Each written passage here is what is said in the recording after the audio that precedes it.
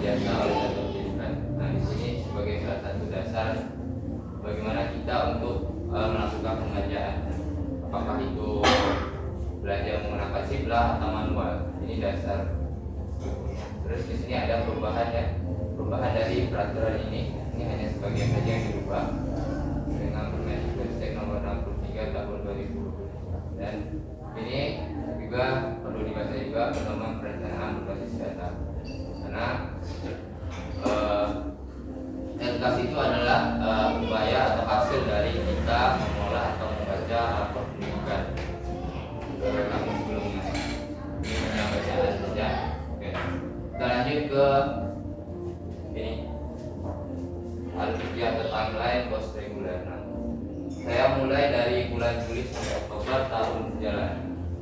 Nah, saya anggap kita berada sekarang posisi di sini, ya kan, bulan Juli sampai Oktober.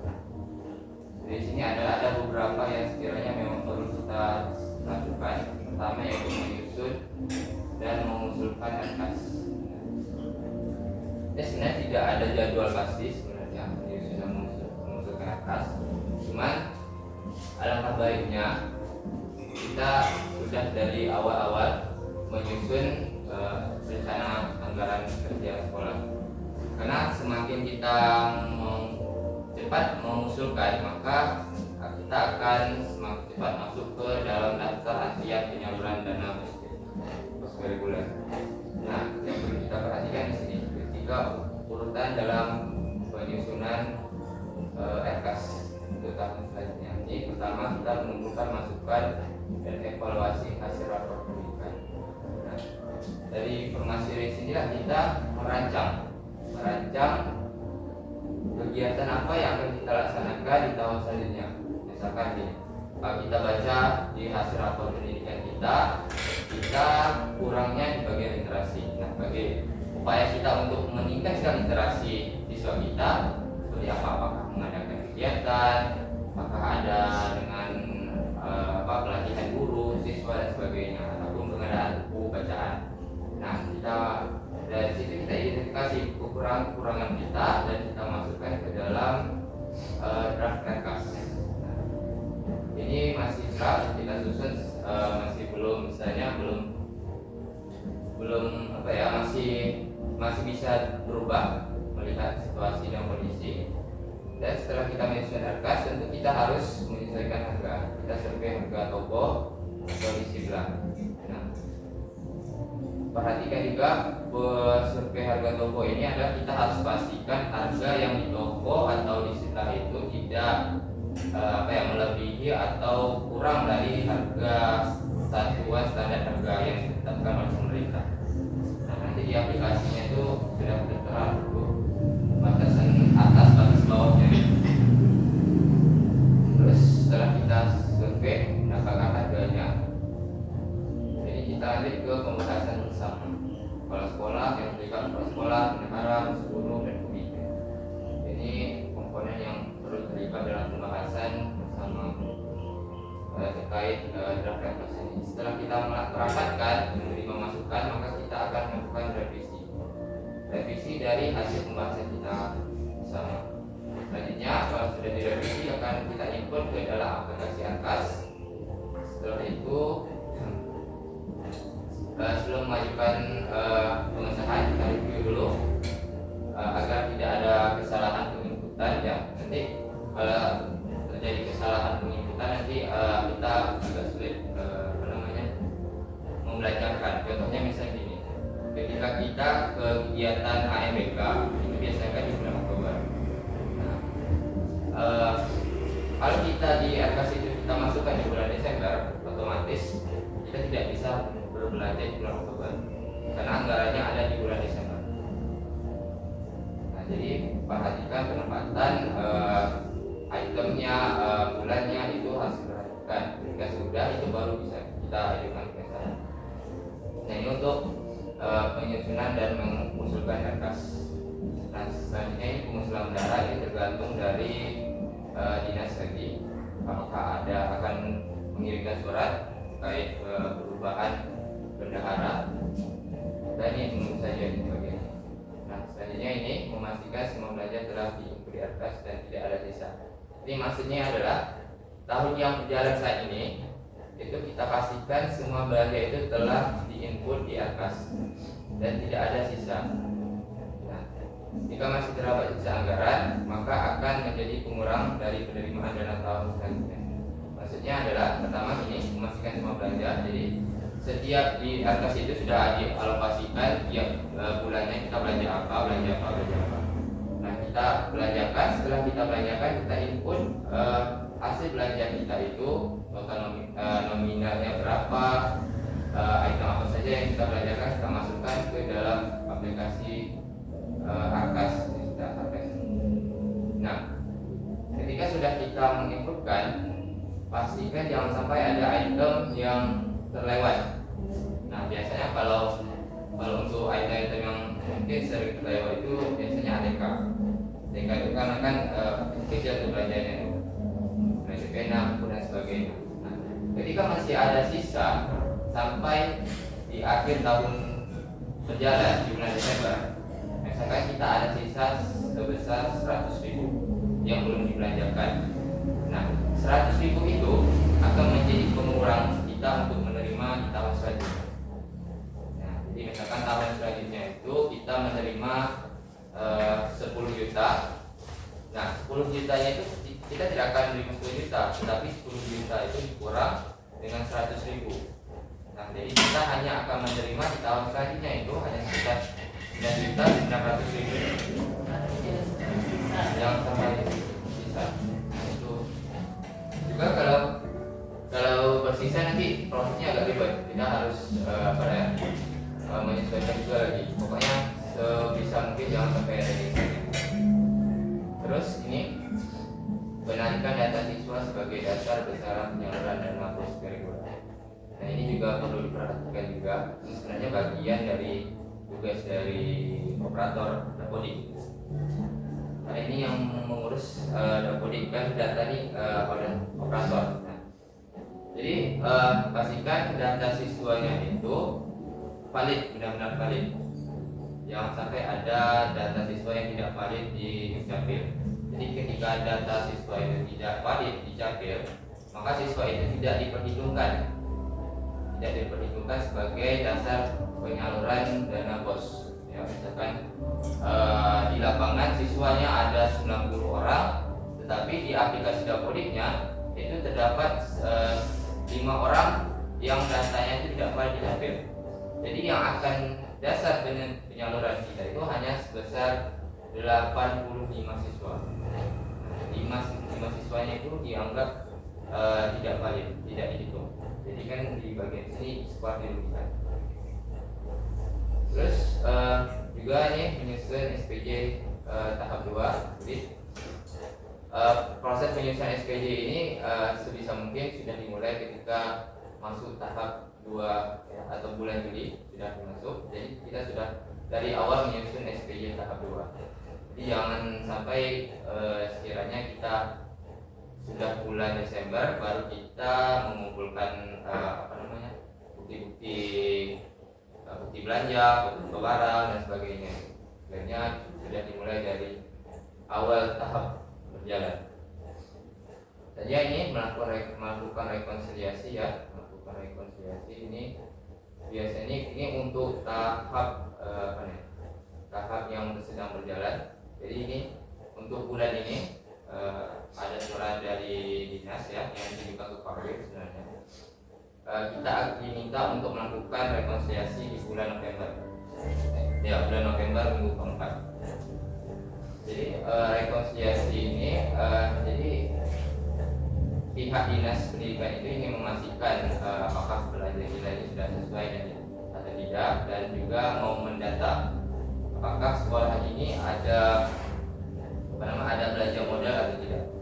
Jadi semakin banyak kita belanja modalnya, maka rekonsiliasinya itu akan butuh waktu lama. Jadi kita prosesnya agak lama. Jadi kecuali kalau kita hanya belanja barang atau jasa saja, itu sebentar aja diperiksa selesai. Jadi perhatikan juga untuk belanja modalnya itu jangan sampai kita belanjanya di bulan Desember. November atau Desember itu jangan, karena nanti akan ribet nantinya, karena nanti belanja modalnya itu akan dimasukkan ke inventaris daerah. Nanti akan kesulitan pihak dinas pendidikannya untuk menginventaris belanja-belanja itu. Ya. Sampai di sini Ibu ada pertanyaan?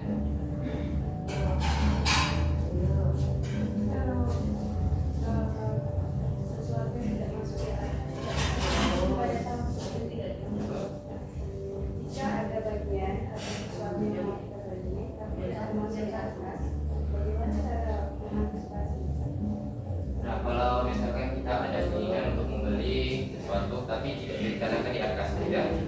Nah, itu sebenarnya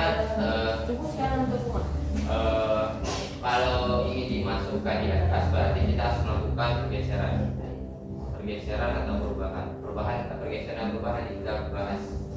Nah, kalau misalkan tidak kalau tidak mau dilaporkan di atas, berarti kita tidak menggunakan dana bos, dana patungan misalkan. Nah, jadi yang semua yang ingin dimasuk di atas ini semua yang harus dilaporkan dan bersumber dari dananya di dalam bos reguler.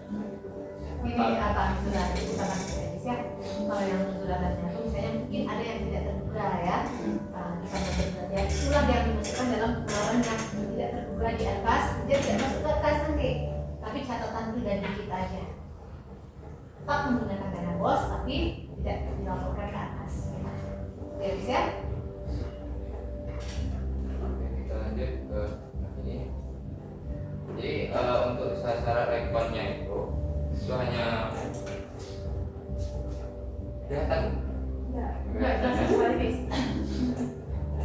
Nah ini rata-ratanya sebenarnya ini kan untuk dokumen yang dipersiapkan kita hanya mengacu pada yang diminta dari dinas saja. Ini contohnya yang biasanya diminta tuh.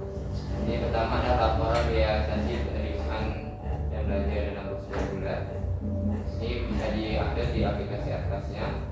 Terus akan diminta juga rekening koran dari sesuai tahap. Misalkan kita rekod untuk tahap 2, berarti kita ambil rekening korannya itu bulan Juli sampai bulan terakhir kita. Misalkan kita bulan November, berarti Novembernya itu saja. Desember kan belum masuk. Terus ini SPDJM, surat pernyataan tanggung jawab mutlak, bisa di-download di aplikasi atas juga. Terus ini, nah ini sebenarnya perlu praktik langsung sebenarnya bagian pencucian ini, karena kadang sedikit ada keraguan mengisi. Ini adalah rekap belanja di tahap yang akan rekod. Jadi kita pilih-pilih berapa belanja ATK-nya, berapa belanja jasanya dan sebagainya. Dan juga berapa belanja modalnya di sini. Ketika nanti salah mau memasukkannya ini, misalkan kita ternyata ada belanja modal, tetapi tidak kita masukkan di sini sebagai kategori belanja modal, itu akan menjadi pertanyaan pihak yang memverifikasi. Nah, jadi prosesnya akan lebih lama lagi kalau salah kita menginputnya di sini di laporan aplikasi itu. Terus di sini ada surat pernyataan tanggung jawab, artinya di sini tahap yang akan direkod itu digunakan berapa dan sisanya berapa. Ini diminta pernyataan tanggung jawab. Terus ini BASD, berita acara serah terima. Artinya di sini ini yang diminta hanya untuk belanja modal, belanja barang, belanja jasa itu tidak diminta. Misalkan kita ada belanja kursi atau meja, itu akan diminta berita acara serah terimanya. Bisa di-download dengan Siplak. Ini kalau kita menggunakan Siplak. Kalau manual kita buat sendiri berita acara serah terima. Iya. Oh ya, jangan lupa juga foto barangnya. Foto barangnya itu jangan sampai lupa kita lampirkan. Oke, masuk ke ini adalah masuk ke tahun selanjutnya. Januari sampai Juni atau tahap 1. Penyaluran dana BOS tahap 1 paling cepat minggu kedua bulan Januari. Nah ini kalau paling cepatnya, kalau ini ada syaratnya adalah kita sudah melaporkan penggunaan anggaran dana tahap 1 dan tahap 2-nya tahun sebelumnya di atas. Nah, ini harus sudah diselesaikan dulu laporannya. Kalau tidak, kita sudah selesai laporannya itu, tahap 2-nya itu di bulan atau minggu 3 bulan Desember itu sudah selesai semua. Jadi kita akan masuk nanti daftar penyaluran tahap pertama biasanya di bulan kedua Januari, minggu kedua bulan Januari. Dan juga di sini jika terlambat pelaporan akan masuk ke tahap pencairan tahap selanjutnya. Tahap selanjutnya itu biasanya bulan Februari kalau kita terlambat melaporkan tahap 1 dan tahap 2-nya. Nah ini jadi harus diperhatikan pelaporannya. Semakin lambat kita melaporkan maka akan terkena pengurangan penyaluran. Jadi setiap bulannya semakin lambat kita seharusnya melapor di bulan Januari, tapi kita laporkan di bulan Februari itu akan dikurangi kalau tidak salah saya 5% dari total yang akan disalurkan. Semakin lambat lagi akan dikurangi 6%, lambat lagi 7%. Jadi ini harus diperhatikan terkait dengan pelaporan. Nah, terus pencairan dana BOS tahap 1 dapat dilakukan setelah mendapat pengesahan SPJ BOS B tahap 2 tahun sebelumnya. Ini yang pertama ini baru masuk saja ke dalam rekening, belum ada di tangan kita. Nah, untuk mencairkannya itu kita tidak bisa langsung begitu saja pergi ke bank.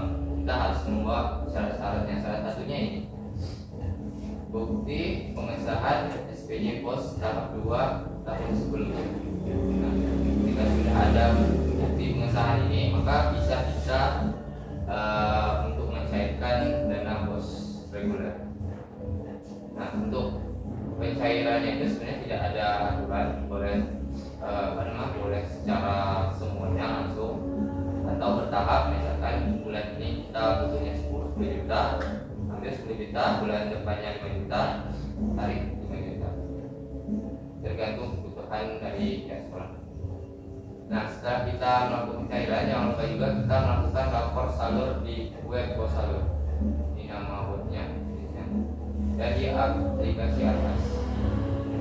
Nah, ini pastikan jumlah yang dilaporkan sama dengan yang diterima di rekening sekolah.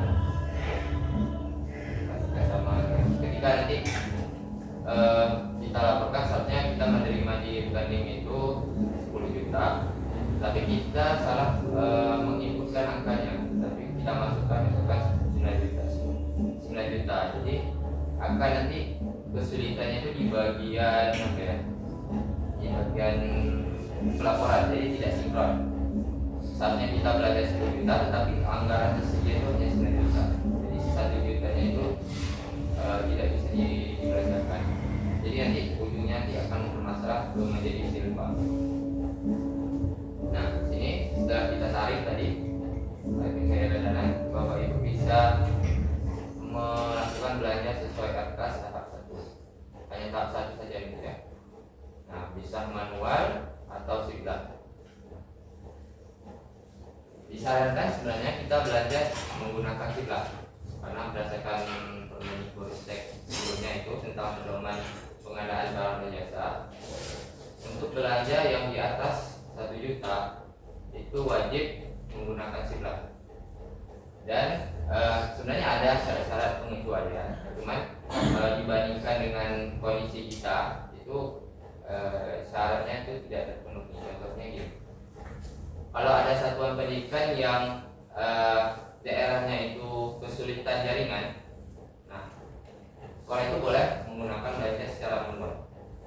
Nah, kalau sekolah kita ini kan tidak ada kesulitan dalam hal jaringan internet, maka dianjurkan sebisa mungkin menggunakan sigla. Menggunakan sigla ini sebenarnya banyak sekali keuntungannya. Salah satunya kita tidak perlu susah menghitung pajak karena di sini sudah terhitung pajaknya. Jadi kita tahu berapa pajaknya, tinggal masukkan saja laporannya di Arkas. Dan juga di sini untuk berkas-berkas administrasinya sudah disediakan oleh aplikasinya dan kita hanya tinggal upload saja, tinggal print saja. Tidak bayar menggunakan membayar pajak lagi. Kalau menggunakan pajak itu sendiri ya, berarti dengan adanya itu tidak lagi pakai pajak. Kalau dan ada dan bayar pajak dan Cuman ada kondisi tertentu nih, manual kita kalau belanjanya itu misalkan belanja jasa, biasanya jasa itu tidak ada di Istiqlal. Jasa kayak misalkan pakuka itu tidak ada di Istiqlal, atau juga token listrik itu tidak ada di Istiqlal. Nah kalau untuk konsumsi sebenarnya bisa ada di Istiqlal, cuma tergantung toko yang biasanya kita gunakan apakah dia punya Istiqlal atau tidak.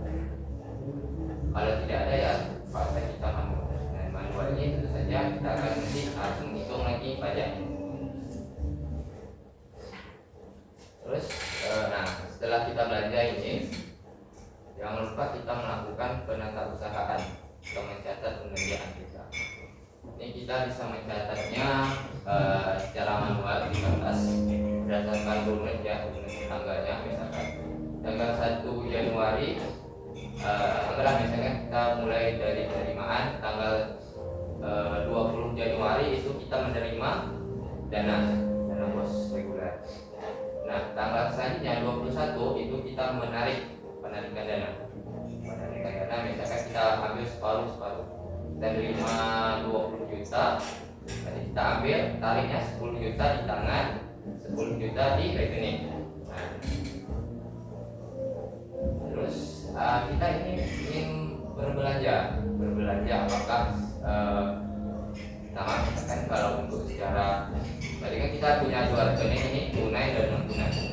Nah non tunai ini biasanya kalau secara biasa dipakai di sekolah kita ini, tunainya itu untuk belanja atau pembayaran honor sekolah.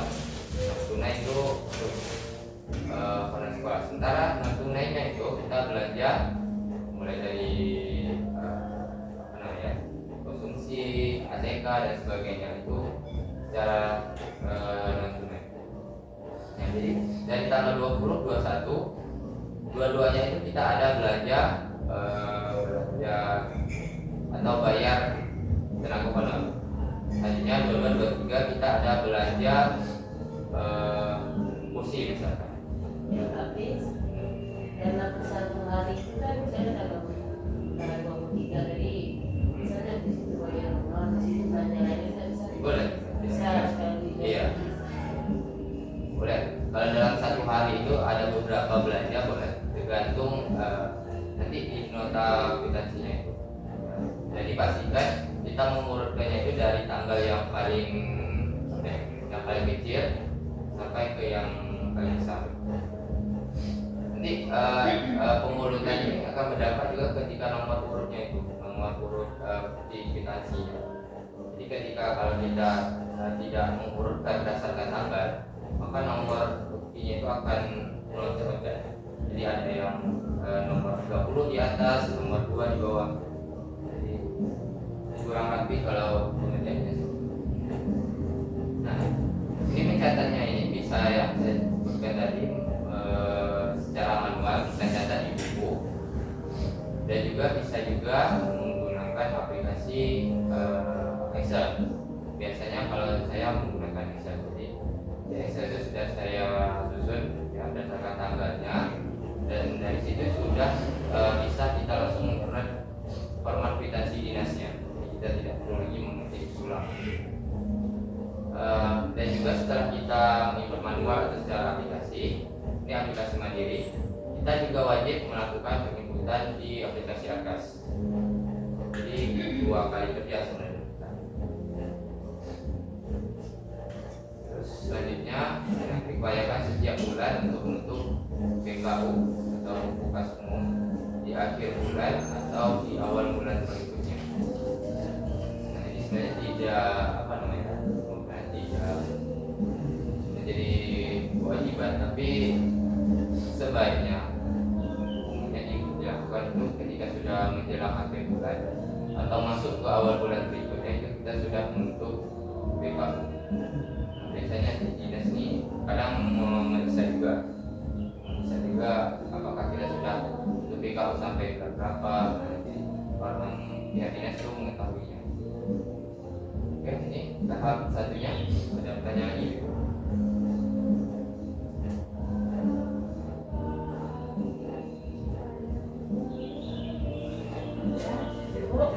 Ya. Chris, ini yang mengenai sifat tadi, Chris.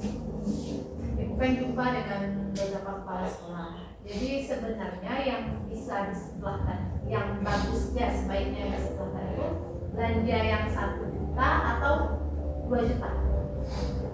Semuanya harus dibelanjakan, dimulai sifat. Bisa menggunakan sekolah, tapi seperti sebuah kandidat kita lah Pak Syukur, itu dia yang 2 juta baru dia disekolahkan. Kalau sebaiknya, kalau menurut ketentuan yang mana? Setiap belanja itu memang harus menggunakan sifat. Walaupun belanja di bawah 1 juta. Kalau aturannya dari Kemendikbudristek tentang pengadaan barang dan jasa tadi. Jadi kenapa banyak sekolah yang 2 juta ke atas baru disekolahkan? Apa perbedaannya? Kalau kita apa kan lebih besar pajaknya atau bagaimana? Pajaknya sebetulnya sama saja, cuman kalau secara saya sih lebih mudah di sebelah, karena di belanja manual itu kita nanti susahnya nanti di administrasinya. Karena contoh misalkan kalau belanja konsumsi lagi, kalau anggaran bisa konsumsi itu ada di sebelah. Nah, kalau konsumsi itu kita wajib menggunakan surat pesanan. Nah, kalau tidak ada surat pesanan itu tidak bisa kita laporkan, jadi akan jadi temuan dari verifikasi dari dinas. Nah, di situ ini sudah otomatis ada surat pesanannya. Nah, jadi kita tinggal pesan saja, semua administrasi itu sudah ada di sebelah ini. Dan juga kita tidak ribet harus membayarkan lagi pajak. Biasanya kalau pajak konsumsi ini yang susahnya itu kalau misalnya kita belanja banyak, ada konsumsi kegiatan A, B, C, itu kita bolak-balik ke teller dengan bagian administrasinya itu. Jadi kan kita bayarkan dulu untuk konsumsi kegiatan A, dapat notanya itu pergi ke teller, selesai kita balik lagi untuk kegiatan B, balik ke teller, kegiatan C, balik lagi ke teller, bolak-balik kita. Itu sulitnya kalau konsumsi. Jadi lebih efektif kalau melalui Iya, sekolah aja ya. Oke, lanjut. Kita masuk ke nanti tahap 2, bulan Juli sampai Desember. Lagi penyaluran dana pos B tahap 2 paling cepat minggu kedua bulan Juli. Nah, ini ada syaratnya juga. Ini kita sudah melaporkan penggunaan anggaran tahap 1 di bulan Januari, bulan Juni di Arkas, dan sudah menggunakan 50% anggaran tahap 1-nya. Kurang dari 50% itu tidak akan bisa disalurkan di bulan di bulan Juni-nya. Jadi kita harus 50% sudah digunakan anggarannya untuk penyaluran di bulan Juni. Terus jika terlambat tentu masih ada lagi pengurangannya. Semakin terlambat akan dikurangi besaran anggarannya. Dan juga ini, jadi perhatikan pelaporannya 50% dari tahap 1 sampai terlewat. Terus ini pencairan dana pos B tahap 2 untuk menggunakan pengesahan SPJ pos B tahap 1. Ini wajib. Terus melakukan belanja sesuai Arkas tahap 2 ya, baik manual atau sitlak. Nah, ini melakukan rekonsiliasi belanja tahap 1 biasanya di bulan Juli. Nah, ini nanti kita diminta berkas-berkasnya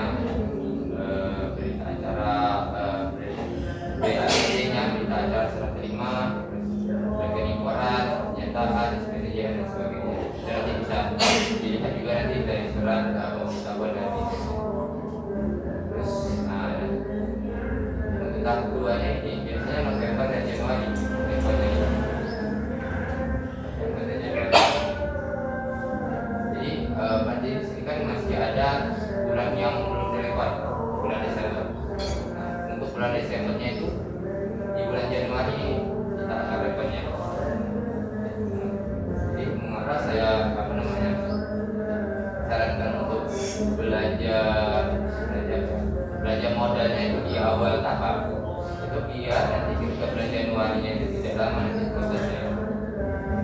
Jadi November itu sudah sudah selesai kan ya. Ataupun kalau ingin lebih cepat lagi sebenarnya bulan November itu kita sudah selesai semua, jadi nol.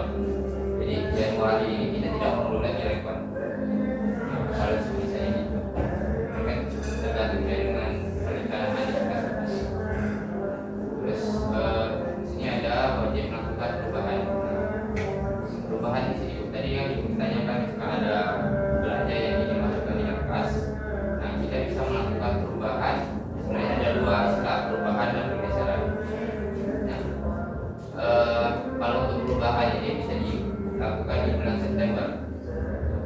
Bulan September dengan syarat kita sudah menutup PKU Agustus. Jadi kita sudah menutup PKU Agustus, masuk bulan September itu kita harus melakukan perubahan. Perbedaan perubahan dengan pergeseran adalah kalau untuk pergeseran ini kan kita ada belanja modal nih, tiga jenis belanja modal, tiga jenis belanja modal, barang dan jasa. Kalau untuk pergeseran itu awalnya anggarannya itu misalkan ATK itu termasuk belanja barang 1 juta, tetapi ada ingin 1 juta ini kita ingin alihkan ke belanja lain. Kalau pergeseran 1 juta ini tidak bisa dialihkan untuk belanja modal, tidak bisa, harus belanja barang atau belanja jasa saja. Jadi misalkan tadi kita ada belanja ATK 1 juta, nanti hanya bisa kita alihkan ke belanja apa biasanya barang ya, sapu misalkan, itu bisa, itu karena belanja barang, atau belanja jasa untuk honor, itu bisa. Perubahan, kalau perubahan ini bisa berbeda jenis belanja. Dari ATK, anggaran ATK itu 1 juta bisa kita alokasikan untuk belanja modal. Bisa belanja misalkan meja, jadi 1 juta itu kita alihkan untuk belanja meja. Itu perbedaan perubahan dan pergeseran. Terus ini melakukan penata usaha dan pengelolaan sama tadi secara manual atau aplikasi, dan juga kita inputkan di aplikasi kas. Dan di sini diupayakan setiap bulannya untuk menentukan kas ya, akhir bulan atau di awal bulan. Nah, di sini ada pertanyaan. Ya, kurangnya sama saja kan di tahap satu. Karena yang untuk lebih menantangnya itu ketika kita harus menyesuaikan di tahap awalnya. Misalkan belanja kita, total anggaran kita 100 juta, total anggaran kita ada, kan kita harus bagi 2, 50-50. Nah, yang sulitnya itu kalau ada belanja yang ujung-ujung angkanya misalkan 5.555. Nah, untuk membulatkannya itu harus agak sulit ya. Jadi harus benar-benar dipastikan. Biasanya saya mainkan itu di belanja fotokopi agar bisa pas 50 juta. Jadi memainkan tantangan yang perencanaannya. Oke, kita lanjut di sini. Sistematika penyusunan SPJ.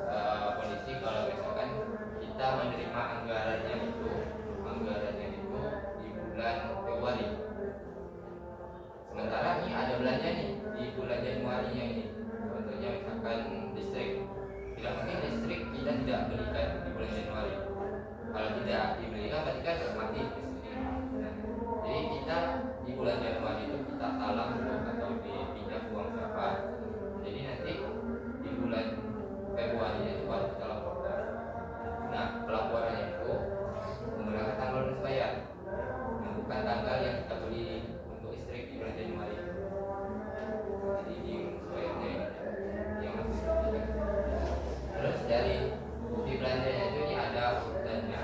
Nah, paling awalnya itu adalah kwitansi invoice dilengkapi bukti bayar, baik itu secara kita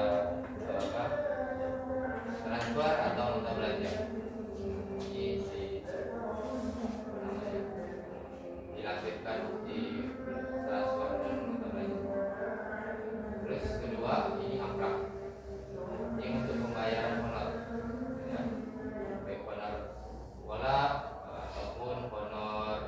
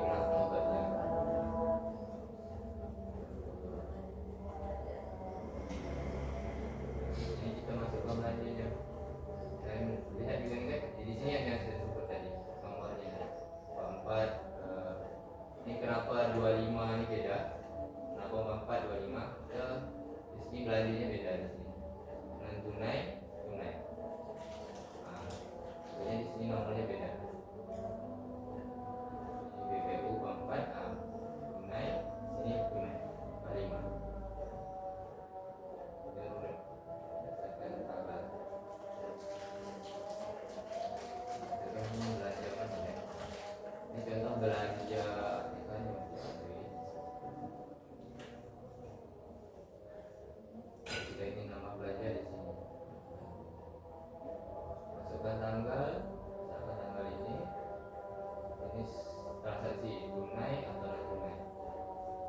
Nah kalau tunai ini biasanya untuk honor sekolah. Dari mereka belanja TK tunai, tulis di sini. Ini sembarang aja.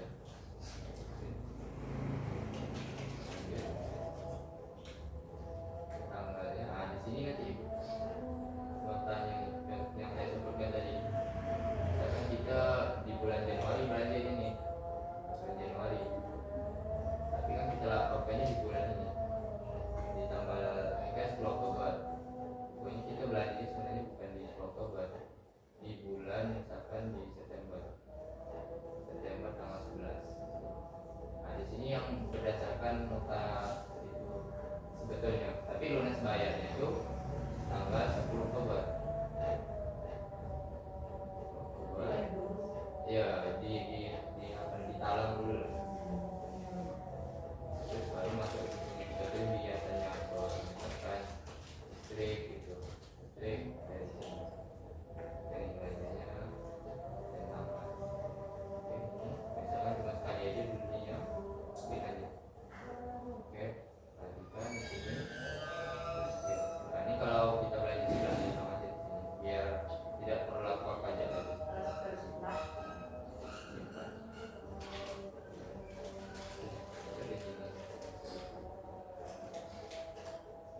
Simpelnya sendiri untuk aplikasinya. Nah ini yang biasanya saya ketikkan. Sebelum saya masukkan di aplikasinya itu, saya biasa masukkan di sini dulu rekapnya. Nah ini maksudnya ini tahap satunya, terima dananya sebesar 40.950, tarik tunai 20.550. Ini saya masukkan belanja apa saja uraiannya. Ini kode ini BPU ini untuk belanja belanja tunai, BNU ini belanja non tunai. Ini nomornya ini kita sesuaikan mulai dari 1, 2, 3, 4 huruf dan berisi 2, 3. Nah, kalau BNU ini kita ikut 1, 2, 3 baru masuk ke 4. Ini urutannya berdasarkan tanggal lunas bayar. Lunas bayar ini. Kan nominalnya di sini. Ya, nominalnya berapa belanjanya yang menerima. Misalkan tokonya toko Xenia atau Kopi Lampir. Saya Kopi Lampir ini kayak belanja listrik, distribusi sampah dan sebagainya. Belanja pajak, beliau menyampaikan pajak. Saya tadi sisa saldo ya. Kalau sekarang ini sisa saldo ini masih di sini 16 juta 450. Ini masih ada lagi yang belum dibelanjakan. Nah, mudahnya pakai aplikasi ini.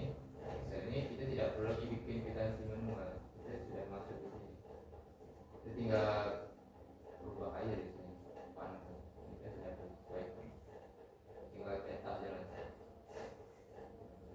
Tidak perlu kita seperti satu-satu. Datanya diambil dari yang kita inputkan di sini tiap bulannya. Jadi kita lanjut Bu. Kita lanjut. Ibu ini apa? Ibu yang berdoa gimana? Kita cari hari lain lagi karena rasa saya ini terlalu banyak materinya. Lupa nanti berat betul pula ya. Kan kita kan tidak terkejar waktu kan. Hari lain kita ambil. Ini Bu Azura ada apa? Nampaknya jadi yang lain. Oke baik. Mungkin ini masih ada sebenarnya beberapa ya, kayak biaya materai kita perlu belajar juga, perpajakan. Nah, ini walaupun istilahnya kita terkadang tidak menghitung, tapi kita perlu juga untuk tahu KPPH-nya, ya, cara untuk pajaknya dan sebagainya. Masih ada beberapa. Jadi semoga untuk pertemuan selanjutnya kita diberi kesehatan agar bisa menghadiri kegiatan kita selanjutnya. Dari saya mohon maaf jika ada kekurangan dalam penyampaian. Saya akhiri wabillahi taufiq wal hidayah.